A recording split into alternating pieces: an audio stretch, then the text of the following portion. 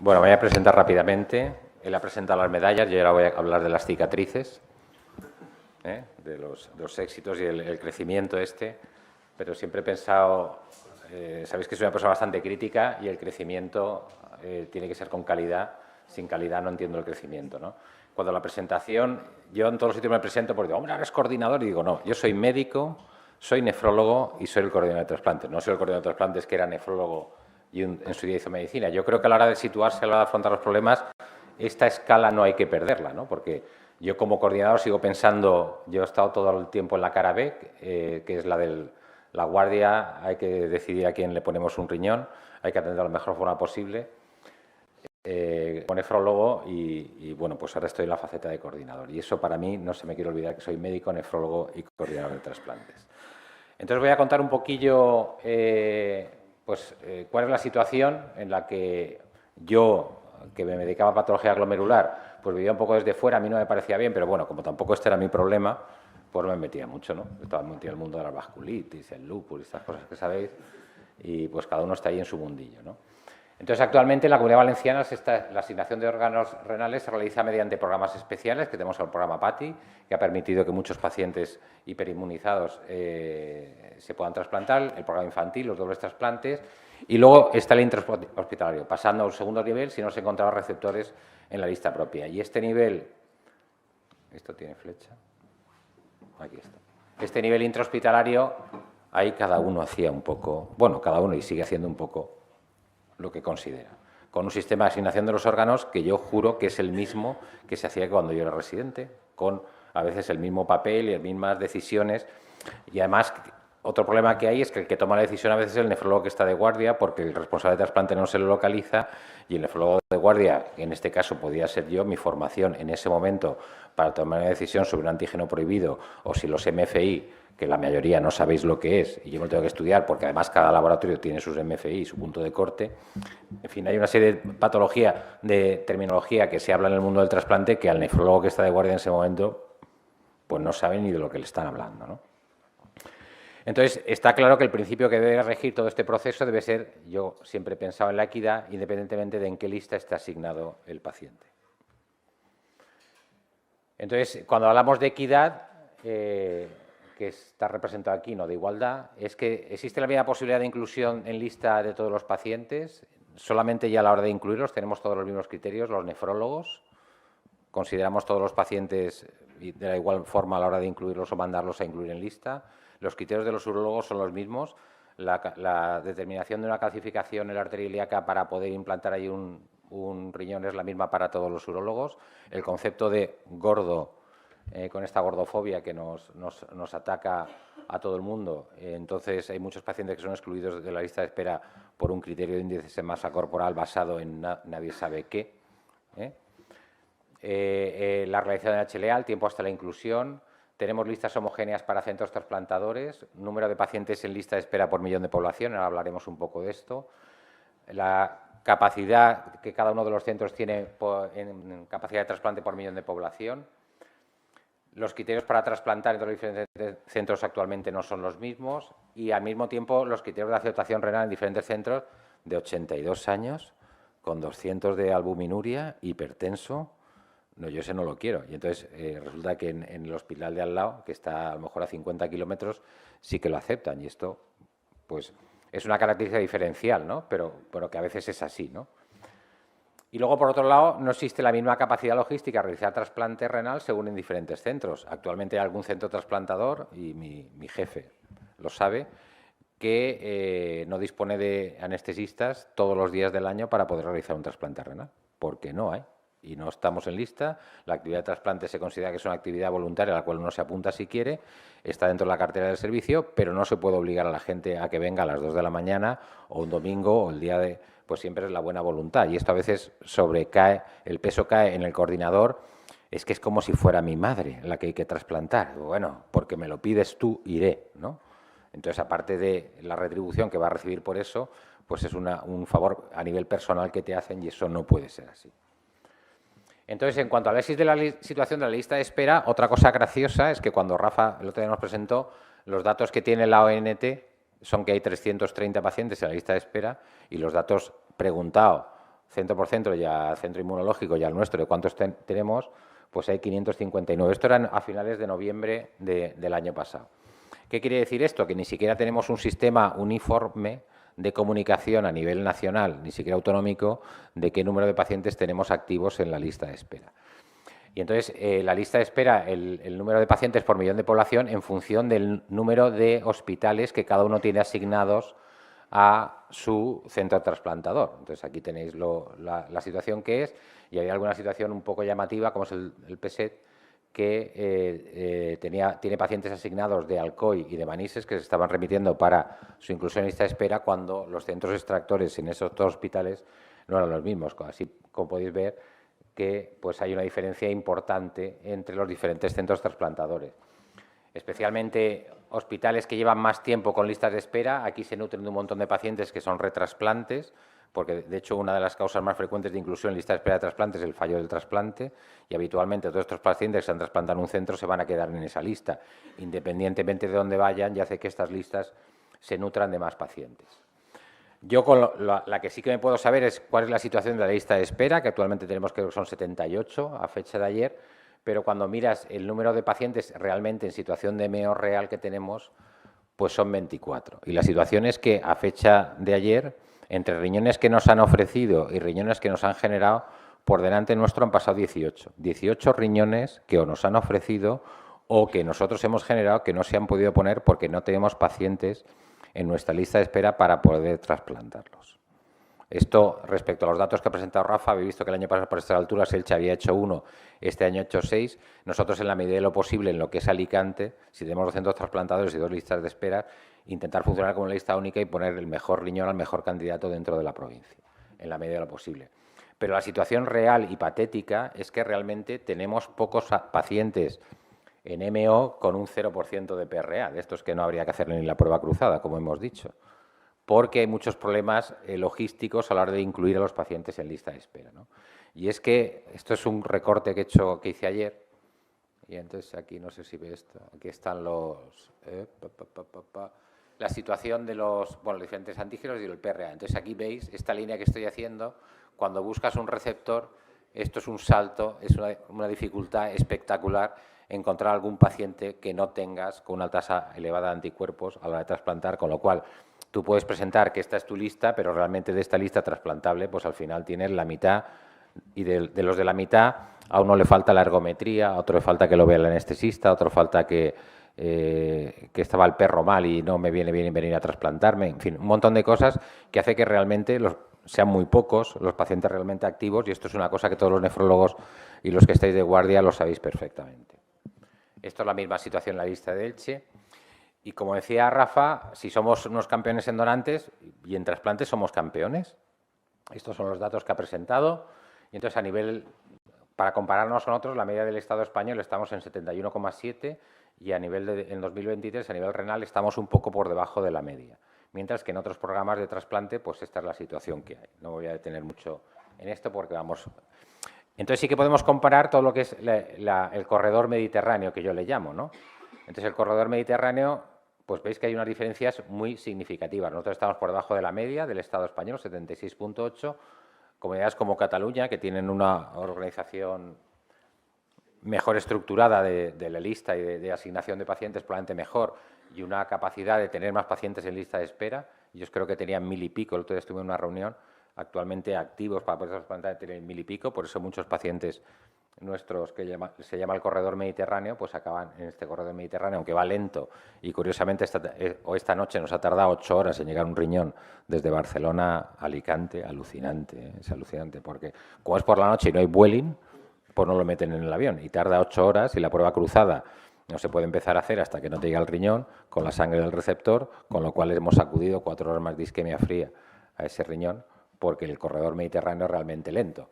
Pero habitualmente la transacción más del corredor mediterráneo es de abajo hacia arriba, porque muchos de estos pacientes, de estos riñones que generamos aquí con tanto donante, no los podemos poner, ¿no?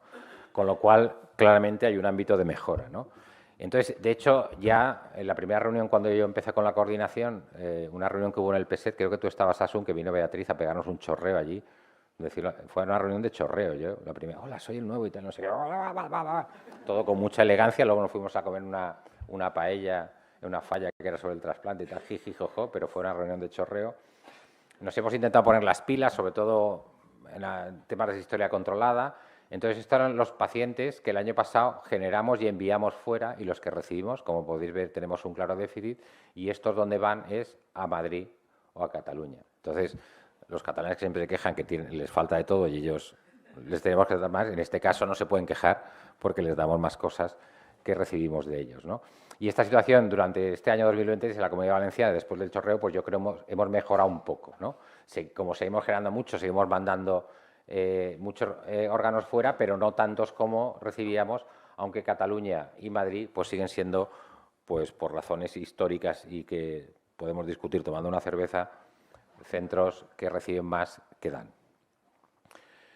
Entonces, otra cosa importante es que cuántos trasplantamos en función de los centros de los cuales se nutre cada uno de los centros trasplantadores en recibir los riñones, ¿no? Entonces, el que tiene el campeón en este caso sí que es el PSET, teniendo en cuenta que es el que menos población tiene que le va a suministrar riñones, es el hospital que más riñones trasplanta. Por eso cuando dice, ¿quién es el que más trasplanta? Pues el más trasplanta en función de los pacientes de los cuales se nutre, pues probablemente porque sí que también está trasplantando a más pacientes que se reciben de otros hospitales con más dificultad para trasplantar, ¿no? O sea, porque el número total no solamente es el número total, sino yo creo que siempre hay que considerarlo por millón de población, ¿no?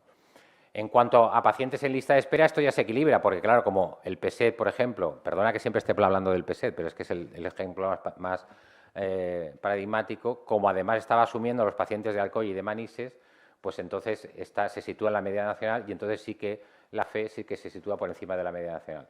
Nosotros estamos ahí en un punto intermedio, pero sí que es llamativo que hospitales que están a 30 kilómetros de distancia, pues hay una tasa de trasplantes por millón de población llamativamente significativa, con lo cual quiere decir que los pacientes que están en Elche respecto a Alicante no van a tener las posibilidades de trasplantarse. En fin, todo esto es un pequeño análisis para que veáis qué de equidad hay en esto de las listas de espera. Entonces, esto sí que ha llevado a que, al menos en la última reunión, sí que se pudiera de manifiesto que aquellos pacientes que generan órganos que corresponden a un hospital y que están sus pacientes de esos hospitales en la lista de espera, pues sea equiparable la lista de distribución renal, es decir, en el caso de donde más diferencia había, era en el PSET, aquí está el PSET, pues que los riñones que se generen en Manises vayan al PSET y que en el caso de los riñones del Hospital Virgen de los Diros de Alcoy, que no, aunque no son muchos, pero bueno, algo son, al final son entre 8 y 10 riñones al año, que estaban yendo al Hospital Dr. Balmis, pues los pacientes estén asignados, es decir, los mismos centros extractores estén asignados de la misma manera.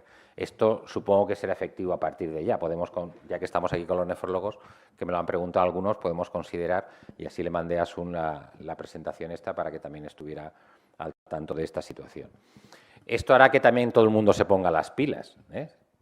Todo el mundo, yo se lo digo también a los coordinadores de mi zona, de Alicante, y es que si Elche se da cuenta, a mí como nefrólogo, cuando tengo mucho paciente en lista de espera renal o hepática, por ejemplo, que tenemos un pequeño tapón en la lista cero, me agobia, ¿no? Porque son pacientes, especialmente en los del hígado, que si no se trasplanta es que se mueren en los próximos 6 meses, ¿eh? Tener un MEL por encima de 15 significa que en los próximos 6 meses el 50% de los pacientes probablemente se hayan muerto, ¿no?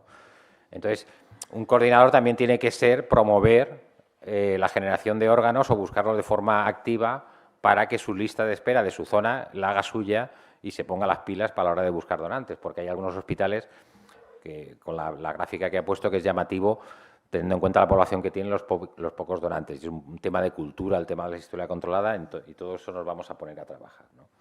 Entonces, hay una serie de preguntas previas a responder, que es que los centros pequeños tienen igual capacidad trasplantadora, por ejemplo, el de Elche, con una lista muy similar a Alicante, pero con un 60% menos de actividad trasplantadora, aunque vemos que eso este año se está equiparando, ha hecho un trasplante menos que nosotros en lo que llevamos.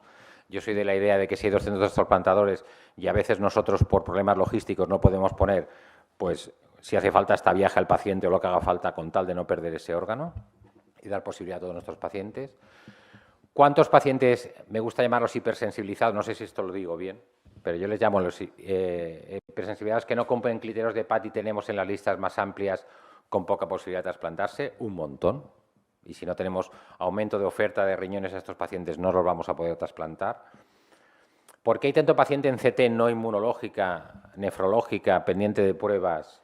¿Se revisan, no se revisan? ¿Cómo podemos hacer para acelerar? Los centros de referencia de neurocríticos, como es el, por ejemplo, el de Alicante, donde trabajo con unidad de ictus, se ven favorecidos respecto a otros centros en la obtención de órganos, eso está claro. Habría que tener en cuenta de los hospitales que se mandan para luego devolver a los pacientes, eso quiere ser un lío, pero bueno, es otro caso a tener en cuenta, que puede justificar esas diferencias de trasplantes entre un centro y otro. Y luego tenemos el problema de la sistólica controlada. La sistólica controlada tiene un tema fundamental que son los tiempos. Entonces, todas las guías hasta ahora dicen que en torno, por encima de las 14 horas, pues los resultados no son los mismos, pero tener tipaje, cruzarlo y poder hacerle estas cosas cuando las sistolias todas empiezan a las 3 o las 4 de la tarde, la canulación, la limitación empieza a las 4 o las 5, los riñones los tienes fuera a las 8, poder trasplantar, tienes un periodo entre las 9 y las 10 y media para poder trasplantarlo, porque los equipos urológicos dicen que por la noche no trasplantan. Al día siguiente tienen consulta, que tienen trasplante, no está en la misma situación, no es una situación de vida o muerte, cierto es, con un trasplante de pulmón, de corazón o de hígado, pero es un grave problema al que nos enfrentamos todos los coordinadores y los nefrólogos a la hora de poder asignar estos riñones, y eso habría que tener un criterio común, ¿no? Entonces, ¿cómo implicamos a los urólogos y al sistema en este proceso? Limitamos a nivel provincial la lista única en las DAC. Esto es una cosa que habrá que hablar y esto es una cosa que nos tenemos que sentar, digo porque en este caso paso al estamento nefrólogo, entre médico y coordinador, para poner todo esto en común y tomar unas decisiones, porque a mí a veces me ha pasado que el nefrólogo de guardia dice, mira, yo con ese tiempo de isquemia y estas características del donante no pongo ese riñón, entonces vas 180 kilómetros más arriba y dicen no, pero 210 kilómetros más arriba te dicen que sí que lo ponen. Dice, ellos sabrán, ¿no? Entonces, ese ellos sabrán con la equidad, no lo sé, si eso es muy compatible o no. Yo creo que es una cosa que hay que discutir entre todos, ¿no? Al menos saber a qué jugamos, ¿no? Y luego otro tema también importante es con qué criterios introducimos a los pacientes en lista de espera, si vamos a trabajar con la lista única en situación prediálisis, pues se puede dar la situación de que a lo mejor el riñón más compatible, sobre todo en pacientes que vuelven a incluirse en lista de espera desde una situación de fallo renal, de fallo del trasplante, pues habrá que definirlo también con cómo los puntuamos ese tipo de pacientes. Y eso es urgente, que yo creo que todos los equipos de trasplante hagan una reunión en ese sentido. Entonces, el objetivo de la lista única renal es, sin menoscabo del centro extractor, ofrecer el mejor riñón al receptor más apropiado en función de unos criterios transparentes, públicos y asumidos por todos los centros. Cosa que yo que llevo 34 años, soy R34, no está claro. Si me preguntan, ¿pero tú cómo se asigna? Pues no está claro. Es una cosa, y eso lo dice la ley, ¿no? Entonces, los medios, para ello contamos con 2 centros inmunológicos, la situación de corredor mediterráneo de la Comunidad Valenciana con 180 kilómetros entre uno y otro centro, o 200 y pico entre 2 centros, dificulta que todo esto se pueda hacer deprisa y corriendo, unificando todo en un centro, con lo cual lo que hay que compartir es la información y hay que buscar los métodos informáticos para poder compartir esa información. Y el proyecto inicial que teníamos hasta hace una semana, ¿no? Hace una semana era más o menos, es que los pacientes de lista de espera deberían estar incluidos en el Sistema Único de Registro Nacional, que es el sistema CORE. Y yo creo que ahí hay que llegar. El sistema, hay otras autonomías, como es la catalana y la madrileña, que la catalana tiene su programa, que también se presentó aquí hace 2 años, una charla que todos lo vamos a comprar, pero había que comprarlo porque luego para mantenerlo, que ese es el problema que tiene. Y luego hay un Open Access, que es el sistema LORE, está dentro incluido de la base de datos de la ONT, que es el sistema CORE, donde todos los pacientes de una forma o de otra que se trasplantan de cualquier cosa acaban en ese sistema, que se llama el LORE, que es el mismo programa que se utiliza para el cruce de los pacientes PATI. Es decir, todos los pacientes que están en PATI están metidos en CORE y todo el tipaje y todos los antígenos prohibidos están metidos en CORE. Entonces, la idea inicial era poner todo en CORE. El problema es que para pasar todos los pacientes que están en la base de datos de Valencia, todos los pacientes que están en la base de datos de Alicante, durante 1 año y medio nos han dicho que estructuralmente va a ser difícil encontrar una aplicación por cambios estructurales, con lo cual vamos a ver si con la aplicación que tenemos aquí nos podemos poner de acuerdo todas las listas de espera para poder hacerlo, ¿no? Esto era cómo se está funcionando en CORE, que es la aplicación que todos los coordinadores y espero que todos los nefrólogos, que sí que nos van a dar acceso para que se puedan meter los datos de los pacientes que son incluidos en lista. Actualmente un paciente, para que lo sepáis, un paciente que se trasplanta de hígado, tú lo puedes trasplantar de hígado si está metido en core. Si no está metido en core y les dices luego, es que trasplanta y de dónde te has sacado ese... Tienes que mandarles un escrito demostrando en tu base de datos cuándo estaba metido, porque a veces se puede despistar alguno, ¿no? Pero es imposible, o un paciente en PATI tiene que estar metido en core y con todos los datos inmunológicos para poder trasplantarse, ¿no? Entonces, esto es cómo funciona y nosotros hemos quedado en la última reunión que tuvimos el miércoles en tener una reunión entre los equipos inmunológicos de Alicante y Valencia, conmigo como presente para ponernos una mesa, para ponernos de acuerdo en qué sistema vamos a usar y cómo vamos a compartir toda esta información HLA para poder sacar una lista única, ¿no? La aplicación LERUC, pero en este caso será igual, mostrará un listado de priorización de lista, mostrado por nombre, apellido, se da grupo sanguíneo en función de un score que habrá que decidir, pero vamos a un score que prioriza, por supuesto, por criterios inmunológicos, por tiempo y, por supuesto, por la edad. Podemos dar unos años para arriba y para abajo y también por el peso del paciente, que no hay que olvidarlo, ¿no? Y luego, aparte, la ventaja que que cada centro, aparte del listado a nivel autonómico, con la característica de tu hospital o tu centro, te va a dar tu listado también. Es decir, te va a decir no solamente cuál es el primero, sino de tu lista única, cuál es tu mejor candidato para poder trasplantarlo. La idea, como he comentado, es que los centros trasplantadores siempre se queden con el menos un riñón y el otro se oferta. Esto se ha visto que si los centros extractores y trasplantadores no hacen más que ofrecer, al final todo el mundo decae en el intento y al final pues no voy a sacar órgano, por tanto se lo llevan otro, ¿no? Eso se ha visto. Y está claro que cosas que se han comentado de la compatibilidad HLA, el efecto de aquel riñón que se saca en un centro y se pone rápidamente en el centro, también los resultados a largo plazo, a medio, corto y largo plazo son mejores y eso no hay que olvidarlo, ¿no? En cuanto a la priorización, sería PATI a nivel nacional, que generaría devolución al hospital donante, los infantiles a nivel autonómico nacional en pacientes menores de 55 años, perdón, aquí son menores de 55 años, y los dobles trasplantes que habría que decidir en esa reunión si generan o no generan deuda, porque eso ha generado a veces un poco de debate. Y esto sería un poco el organigrama, pero que es un borrador y no me voy a detener en ello, que el que quiera luego se lo paso, pero que será el borrador un poco de trabajo de cómo vamos a repartirnos la faena para cómo poder asignar ese primer riñón a la comunidad, si el centro generador es un centro trasplantador o si el centro generador no es un centro trasplantador. Y nada, este es el cartel que hemos hecho últimamente. Y muchas gracias por recibirme.